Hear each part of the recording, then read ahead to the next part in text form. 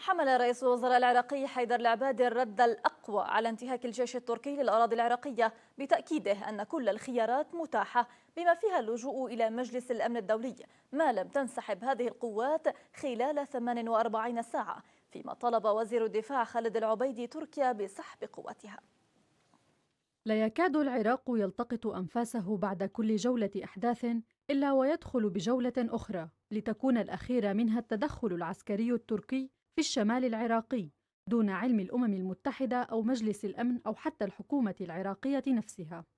ما إن بدأت ضجة إرسال الولايات المتحدة لمزيد من قواتها إلى العراق تحت عنوان محاربة تنظيم داعش الإرهابي بالهدوء، حتى تصدر التدخل العسكري التركي في محافظة نينوى في الشمال العراقي أبرز التطورات. الذريعة ذاتها التي تحولت إلى عنوان تستخدمه القوى الدولية لتنقل صراعها المتعدد الغايات عبر حضور عسكري متفاوت التعداد استخدمتها تركيا. في الوقت الذي دعا فيه حيدر العبادي رئيس الوزراء العراقي الحكومة التركية إلى سحب قواتها فورا من شمال البلاد، معتبرا دخول قوات مع آليات عسكرية لتدريب مجموعات عراقية مقاتلة خرقا خطيرا للسيادة العراقية، وأكد أن كل الخيارات متاحة ما لم تنسحب هذه القوات خلال 48 ساعة، فيما طالب وزير الدفاع خالد العبيدي تركيا بسحب قواتها على وقع تأكيد مصدر عراقي وصف بالرفيع أن القوات لم تغادر حتى اللحظة.